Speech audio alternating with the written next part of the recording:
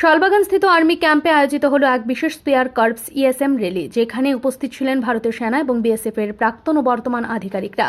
এই র্যালিকে ঘিরে আয়োজন করা হয় এক সাংস্কৃতিক অনুষ্ঠান ও আলোচনা চক্র, যেখানে প্রাক্তন জওয়ানরা ভাগ করে নেন তাদের কর্মজীবনের গুরুত্বপূর্ণ অভিজ্ঞতা। আলোচনায় উঠে আসে সীমান্ত রক্ষার সময় বিভিন্ন চ্যালেঞ্জের কথা। বিএসএফ আধিকারিকরা জানান, দিনের সীমান্ত এলাকার পরিবেশ তুলনামূলক শান্ত থাকলেও রাত গভীর হওয়ার সঙ্গে সঙ্গে তা উত্তপ্ত হয়ে ওঠে। এই সময় সবচেয়ে বেশি সক্রিয় হয় পাচারকারী এবং অনুপ্রবেশকারীরা। তারা আরও বলেন, রাতে প্রহরার সময় অনেক সময়ই আমাদের প্রাণ সংশয়ের মধ্যে পড়তে হয়, তবুও দেশবাসী সুরক্ষার কথা ভেবেই আমরা দায়িত্ব পালন করে যাই। র্যালিতে অংশগ্রহণকারী প্রাক্তন সেনা সদস্যরা বলেন, সেনাবাহিনীতে কাজ করার সময় তাদের বিভিন্ন ধরনের বাধার মুখে পড়তে হয়েছে, কখনো প্রাকৃতিক প্রতিকূলতা, কখনো শারীরিক ক্লান্তি বা মানসিক চাপ, তবুও তারা দায়িত্ব থেকে এক চুলও পিছিয়ে যাননি। আলোচনা চক্রে এসব চ্যালেঞ্জের মোকাবিলা কিভাবে করেছেন সে অভিজ্ঞতা তরুণদের সামনে তুলে ধরেন তারা।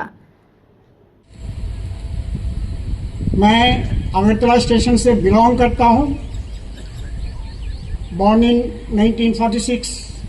आज का जो बांग्लादेश है वहाँ आफ्टर द पार्टीशन यहाँ पर शिफ्ट हुए हैं, तब से यहाँ पर ही हमारा परमानेंट रेसिडेंट हुआ।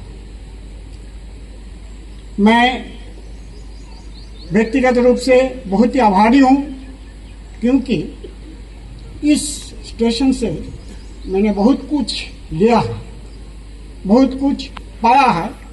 कह नहीं सकता हक से, हो सकता है हक से, बट हक उसके लिए कुछ काम भी करना पड़ता है।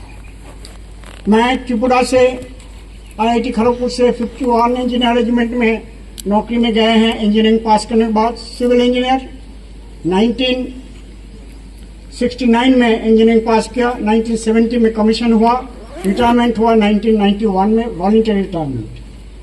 उसके बाद जो बात मैं पहले इसी डायस से 3-4 बार बोला है, लेकिन आज ये बात बोल रहा हूँ क्योंकि आज दिल खुश हो रहा है। मेरे को 5 मिनट टाइम दिया है और मैं जो बोलने वाला हूँ हमारे आदरणीय स्टेशन कमांडर उनके सब के बारे में ऑलरेडी क्लैरिफाई कर दिया है।